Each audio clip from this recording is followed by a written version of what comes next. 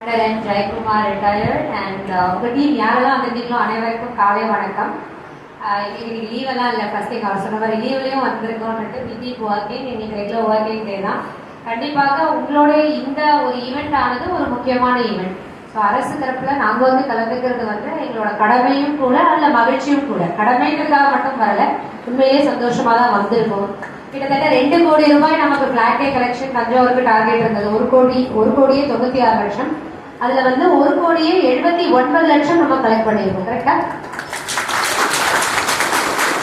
என்ன அப்படின்னா, நார்மலா மற்ற மாவட்டங்கள்ல இண்டஸ்ட்ரீஸ் நிறைய இருப்பாங்க, லைக் டிஃபரெண்ட் கம்பெனிஸ் நிறைய இருப்பாங்க. இந்த டார்கெட்டை ஈஸியா சர்பாஸ் கூட பண்ணிடுவாங்க. பட் ஆனா முழுமையா விவசாயத்தை சார்ந்திருக்கக்கூடிய மக்கள் நிறைந்த இந்த பூமியான ஒரு இடத்துல மக்களோட கான்ட்ரிபியூஷன் தான் அதிகம். இங்கே இந்த பிளாக் டே கான்ட்ரிபியூஷன்ல கம்பெனிஸோட கான்ட்ரிபியூஷன், இண்டஸ்ட்ரீஸோட கான்ட்ரிபியூஷன் அப்படிங்கிறது மக்களே நமக்கு வந்து நிறைய பண்றாங்க. ஸோ இதுல இருந்தே அவர் சொன்ன மாதிரி வந்து பட்டாளம்னா என்ன மக்களுக்கு தெரியாது அப்படிலாம் கிடையவே கிடையாது. கிட்டத்தட்ட 2,800 படை வீரர்களை கொடுத்த ஒரு ஊர் இது. அதுக்கப்புறம் அவங்க குடும்பங்கள், அதாவது படை வீரர் இல்லாமல் அவங்க குடும்பங்களே ஒரு 2,000 பேர். ஸோ 5,000 நீங்க கணக்கிலேயே வச்சிருக்கீங்க. இந்த ஊருக்கு 5,000 பேர் பட்டாளத்துக்கு போயிருக்காங்கிறது ஒரு பெரிய நம்பர். அதை கொடுத்த இந்த பூமிக்கு நன்றி, உங்க எல்லாருக்கும் நன்றி. இன்னொரு ரிக்வெஸ்ட் என்னன்னா, இந்த நம்பர் 5,000 இருக்காது, மேபி 10,000 கூட இருக்கலாம். தேடி கண்டுபிடிக்கிற அது உங்களால மட்டும்தான் கண்டுபிடிக்க முடியும். யாரு இருக்காங்க, யாரு நம்மளோட நெட்வொர்க்ல இல்ல, மேபி ஏதாவது ஒரு கார்னர்ல எங்கேயாவது இருக்கலாம். உங்களோட பேச்சுவார்த்தையில இல்லாதவங்க கொஞ்சம் பேர் இருக்கலாம். அவங்க எல்லாரையும் தேடி கண்டுபிடிங்க. இப்போ அவர் நிறைய வாசிக்கும் பொழுது ஸ்டேட் கவர்மெண்ட் இதெல்லாம் பண்றாங்க, சென்ட்ரல் கவர்மெண்ட் இதெல்லாம் பண்றாங்க. இதெல்லாம் படை வீரருக்காகவே பண்றது, பொதுமக்களுக்காகவே அரசாங்கம் நிறைய திட்டங்களை வந்து ஏற்றியிருக்காரு. ஸோ அது எல்லாத்துலயுமே நம்ம வந்து பயன்பெறலாம். இந்த திட்டங்கள் இருக்குன்னு தெரிஞ்சாதான் நம்ம போய் அதுக்கு அப்ளையே பண்ணுவோம். கேட்டாதானே அந்த அப்ளிகேஷனே ப்ராசஸ் ஆகும். அதை கேட்கணும் அப்படின்னா ஃபர்ஸ்ட் அந்த விஷயம் தெரிஞ்சிருக்கணும். ஸோ முக்கியமா நான் ரிக்வெஸ்ட் பண்றது என்ன அப்படின்னா, இது எல்லாத்தையும் தமிழ்லயோ இங்கிலீஷ்லயோ அவங்களுக்கு எந்த லாங்குவேஜ்ல கன்வீனியன்டா இருக்கும் பிடிஎஃபா போட்டு அனுப்பிச்சு விட்டுருங்க. நீங்க படிக்கலனாலும் வீட்டுல யாரு இருக்காங்களோ இல்லாம பார்த்து படிச்சு உங்களுக்கு சொல்லட்டும். எது எலிஜிபிளா இருக்கோ அது எல்லாத்தையுமே நம்ம பிள்ளைங்க பார்ட்டிசிபேட் பண்ணணும். நீங்க பார்ட்டிசிபேட் பண்ணுங்க, குடும்பத்தார் பார்ட்டிசிபேட் பண்ணணும். எனக்கு ஜஸ்ட் அவர் ஒரு 50 விஷயம் படிச்சாரு. டைப் ரைட்டிங் மாதிரி ஒரு முக்கியமான விஷயம். இப்ப நீங்க ஒரு குரூப் 4 எக்ஸாம் நம்ம பிள்ளைங்க எழுதுறாங்கன்னு வச்சுக்கோங்களேன், டைப் ரைட்டிங் தெரிஞ்சா அதோட வேல்யூவே வேற, அதுக்குன்னே செப்பரேட்டா ஒரு கோட்டாவே இருக்கு. ஸோ அதை நீங்க படிக்கணும், நம்ம பிள்ளைங்க படிக்கணுங்கிறதுக்காக அரசாங்கம் நிதி உதவி 3,000 கிட்டத்தட்ட ஏதோ சொல்லியிருந்தீங்க. பெரிய அமௌண்ட் தானே. ஏன்னா ஒரு மாதத்துக்கு டைப் ரைட்டிங் படிக்கணும்னா 300 400 ரூபாய் தான் ஆகுது. ஏன்னா நாங்க நிறைய பிள்ளைங்களை சேர்த்துருவோம். ஸோ 3,000 அப்படிங்கிறது 10 மாசத்துக்கான காஸ்ட். நீங்க லோவரும் முடிச்சுட்டு ஹையரும் முடிச்சிடலாம். என்னதுங்க சார்?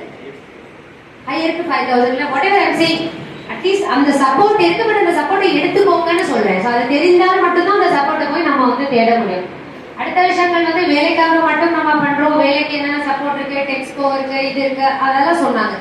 முக்கியமா அவர் சொன்னது நம்ம டிஐசி மாவட்ட தொழில் மையம் கோடிக்கணக்கான அளவுல வந்து நாங்க லோன்ஸ் வந்து அரசாங்கம் மானியத்துடன் வந்து வழங்கிட்டு இருக்கு. வங்கி மூலமாக கடன் மானியம் வந்து அரசாங்கம் வழங்கிட்டு இருக்கு. ஸோ அந்த படை வீரர்கள் உங்ககிட்ட இருக்கிறது பெஸ்ட் திங்ஸ் என்ன நான் பார்த்து, நானும் ஒரு என்சிசி கேரக்டா இருந்திருக்கேன். அந்த அளவுக்கு எனக்கு வந்து நேவியோட எனக்கு தெரியும். அதனால ஆர்மி ஏர்ஃபோர்ஸ் மற்றதோட கொஞ்சம் அளவுக்கு இன்வால்வா இல்லைன்னாலும் 3 வருஷம் 4 வருஷம் நாங்களும் அதிலே இருந்திருக்கோம். அங்கேயே தான் சுத்திக்கிட்டு இருப்போம். எங்க என்சிசி கேம்ப் ஆஃபீஸ்லேயே தான் சுத்திக்கிட்டு இருப்போம். ஸோ உங்ககிட்ட இருக்க அந்த டிசிப்ளின் வந்து அது one of the extraordinary sense of discipline. நீங்க அங்கேயே வெளியில வந்துருக்கலாம். அந்த தாத்தாவை பார்த்தோம், இந்த படை வீரர் சீனியர் தாத்தாவை பார்த்தோம். 102 வயதானவர் இன்னுமே தெளிவா பேசுறாரு. அவர் சொல்றாரு, எனக்கு ஞாபகம் மறதியா இருக்குமா, அதனால நான் பேசினா தப்பாயிருவோம். அவர் பேசுங்க ஐயான்னு சொன்னதுக்கு அவர் சொன்னது இதுதான், நான் பேசினா தப்பாயிருவோம். யோசிக்கிறாருல்ல, ஏதோ பேசணும்னு அவர் வந்து உலர்லையே. ஸோ அந்த 102 வயசு 104 வயசுக்குமே அந்த கண்ட்ரோல், அந்த டிசிப்ளின், அந்த பாட்டியம்மா அவ்வளோ அவங்க சப்போர்ட் இருக்க தொட்டு தானே இவரால் போயிட்டு அவ்வளோ தூரம் போராடிட்டு திரும்பி வந்து இப்போ வரைக்கும் அவங்கள நல்லா பார்த்துட்டு இருக்காங்க. ஸோ எவ்வளவுக்கு தூரம் நம்ம வந்து படை வீரருக்கு நன்றி சொல்றோமோ அதே மாதிரி உங்க குடும்பங்களும் அவங்களோட அந்த பிரிவுகளையும் குடும்பத்தையும் பார்த்துக்கிட்டு டேக் கேர் பண்றது ஒரு பெரிய ஆக்டிவிட்டி. வெளியில இருந்து மேபி அது தெரியாம இருக்கலாம். அதனாலதான் வந்து எக்ஸ் சர்வீஸ்மேன் ஃபேமிலிஸுக்குமே அரசாங்கம் வந்து அவ்வளோ ஒரு முக்கியத்துவம் கொடுத்து அவங்களுக்கு தேவையான சப்போர்ட்ஸ் எல்லாம் கொடுத்துக்கிட்டே இருக்கும். ஸோ இங்க என்னென்ன பண்ணியிருக்கோம் போயிருக்கோம் அப்படின்றதை தாண்டி உங்களுக்கு ஏதேனும் கிரீவன்ஸ் இருந்தா சொல்லுங்க, எங்களால் அட்ரஸ் பண்ண முடியும்னா கண்டிப்பா நாங்க அட்ரஸ் பண்ணி தரோம். என்னுடைய ஒரே ரிக்வெஸ்ட், ஸ்கீம்ஸை முதல்ல தெரிஞ்சுக்கோங்க. எனக்கு பையனான்னு மட்டும் பார்க்காதீங்க. பக்கத்துல ஒருத்தர் இருக்காரு, நான் எலிஜிபிள் இல்லை, அவர் எலிஜிபிளா இருக்காருன்னு அவருக்கு சொல்லுங்க. ஓகேங்களா? ஐம் ஷூர் உங்களுக்கு அந்த கெமராட்டி எல்லாம் உண்டு இல்லைங்களா? நீங்க ஆர்மி ஏர்ஃபோர்ஸ் நேவில இருக்கும் பொழுது இந்த கெமராட்டி வந்து இருக்கும். எனக்காக செய்ய மாட்டேன், உங்களுக்காக செய்ய மாட்டீங்க, அது உங்க டீமுக்காக செய்வீங்க. உங்க கமாண்டர் என்ன சொல்றாங்க உங்களுக்காக தனிப்பட்ட முறையில சொல்றது, அது உங்க குரூப்புக்காக சொல்றது, உங்க பிளட்டூனுக்காக சொல்லப்படுற ஒரு விஷயம். சோ அந்த இது வந்து என்னன்னா ஒரு மற்ற இடங்கள்ல இந்த மாதிரி நீங்க பார்க்க முடியாது. எல்லாருமே தனியா தனக்காக வேலை பார்ப்பாங்க, தன்னுக்காக தன்னோட முன்னேற்றத்துக்காக அந்த நிறுவனத்துல வந்து வேலை பார்ப்பாங்க. ஆனா நம்ம மிலிட்டரி சர்வீசஸ்ல மட்டும் தனக்காக யாரும் வேலை பார்க்க மாட்டாங்க. வேலை பார்க்கறது எல்லாமே இந்த யூனிட்டுக்காக வேலை பார்ப்பாங்க. யூனிட் நல்லா இருக்கணும், யூனிட் முன்னேறணும், யூனிட் சேஃபா இருக்கணும், என் யூனிட்ல யாருக்கும் எந்த பாதிப்பும் வரக்கூடாது. சோ அந்த ஒரு சென்ஸ் ஆஃப் ஃபீலிங் வந்து பிரைவேட் செக்டர்ல எல்லாம் பார்க்கறது ரொம்ப கஷ்டமா இருக்கு. சோ அந்த மாதிரி ஒரு உன்னதமான குணங்கள் எல்லாம் உங்களுக்குள்ள இன்கிரைன் பண்ணி வரக்கூடிய ஒரு சர்வீஸ் தான் நம்மளோட மிலிட்டரி சர்வீஸ்.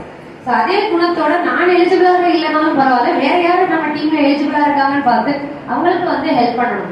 இல்லைன்னா இந்த மாதிரி தாத்தா பாட்டி எல்லாம் வந்து தேடி பிடிச்சி போய் நம்ம எப்படி செய்ய முடியும்? Simple things. இப்ப வந்து அந்த பாட்டியம்மாக்கு எனக்கு கேட்கறது கம்மியா இருக்கு, எனக்கு அவங்க பேசுறது கேட்கல அப்படின்னாங்கன்னா உங்களோட திட்டத்துல அது இல்ல, பட் அரசாங்க திட்டத்துல இருக்கு, she is very much eligible, வச்சு பார்க்கலாம். மேபி அவங்களுக்கு எடுக்குதா இல்லையான்னு தெரியல, அதனால எக்யூப்மெண்ட் கொடுத்து அனுப்பிச்சிட்டோம்.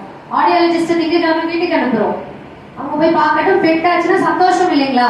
அந்த அம்மா பேரை சொல்லி அவங்க அந்த தாத்தா கூப்பிடுறத கேட்டா அவங்க ஹாப்பியா ஃபீல் பண்ணுவாங்க. அந்த மாதிரி அரசாங்க திட்டங்களை தெரிஞ்சுக்கோங்க, தெரிஞ்சாதான் நம்ம பயனடைய முடியும். கேட்டு வரணும், அட்லீஸ்ட் அப்ளிகேஷன் கொடுத்தாவே ஒரு ரிக்வெஸ்ட் இருக்குன்னு வந்து நிர்வாகத்துக்கு வந்து தெரியும். ஸோ அதெல்லாம் பார்த்துக்கோங்க. இதை தாண்டி உங்களுக்கு என்ன குறைகள் இருக்கு, என்ன பண்ணலாம், என்ன பண்ணா பெட்டரா இருக்கும்னு சொல்லுங்க, உங்க சஜஷன்ஸ் சொல்லுங்க. நீங்க படுற கஷ்டம் இப்ப சொல்றாருல 2020 தான் வந்தது, எனக்கு நான் 2019 லோன் சாங்ஷன் ஆச்சு, ஒரு வருஷம் கழிச்சுதான் கையில கிடைக்குது. நான் வீட்டுக்கு கடக்கால எடுக்கிறது 2021 தான் எடுக்கிறேன். நான் என்னை கன்சிடர் பண்ணுங்க, கேட்டாலும் தெரியும். கண்டிப்பா கேட்கலாம், கண்டிப்பா எழுதலாம். அரசாங்கம் அவங்களுடைய வழிமுறைகள் என்ன, வழிகாட்டிகள் என்னன்னு பார்த்துட்டு அதை அக்செப்ட் பண்ண முடியும்னா அக்செப்ட் பண்ணுவாங்க, இல்ல இந்த காரணத்துக்கு நிராகரிக்கலாம். நெக்ஸ்ட் டைம் சொல்லிடலாம் இல்லைங்களா, கடகரன் அப்ளை பண்ணுங்க, டிலே பண்ணாதீங்க, அல்லது தள்ளி அப்ளை பண்ணுங்க, இந்த டேட்டை பார்த்து அப்ளை பண்ணுங்க, இதெல்லாம் நம்ம வந்து சொல்லலாம். அப்போ இந்த மாதிரி பிரச்சனைகளை நம்ம பேசினா மட்டும்தான் நமக்கு என்ன தேவைகள், அதை எப்படி கொண்டு போய் கரெக்டா சேர்க்கிறது அப்படிங்கறத நம்மளால டிசைட் பண்ண முடியும். நீங்களாம் ரொம்ப சீனியர், நிறைய நாங்களாம் ரொம்ப ஜூனியர், உண்மையிலே சொல்றேன். இன் டர்ம்ஸ் ஆஃப் சர்வீஸ் கூட எடுத்துக்கிட்டாலும் ஸோ நாங்க வந்து உங்களுக்கு சொல்லணும் அப்படிங்கிறது வந்து எனக்கு தெரிஞ்சு எதுவும் இல்லை. உங்களுக்கு என்ன குறைகள் இருக்கு, கோரிக்கைகள் இருக்குன்னு சொல்லுங்க, கேட்டுக்கிறோம். எதையெல்லாம் நிறைவேற்றி தர முடியுமோ கண்டிப்பாக நாங்க வந்து நிறைவேற்றி தரோம். எதை செய்ய முடியாதோ அதுக்கான காரணங்களோட நாங்க வந்து இந்த காரணத்துக்கு இதை செய்ய முடியல அப்படிங்கிறதையும் வந்து உங்ககிட்ட எல்லாமே செஞ்சு தரோம் அப்படிங்கிற மாதிரி உத்தரவாதம்லாம் இல்லை. எது பண்ண முடியுமோ பண்ணி தரோம், எது பண்ண முடியலையோ எதனால பண்ண முடியல அப்படிங்கிறத நாங்க அதை எக்ஸ்பிளைன் பண்றோம். இந்த என்னையும் அழைத்து லைக் மரியாதை செஞ்சு இங்க உங்ககிட்ட பேச வச்சதுல எனக்கு ரொம்ப பெருமையா இருக்கு. Very happy. In fact Jayaseelan sir அன்னைக்கு வந்து அந்த மீட்டிங் போன மாதம் நடத்தும் பொழுது பக்கத்து மாவட்டத்துல இருந்து எல்லாம் தஞ்சாவூருக்கு வந்திருந்தாங்க.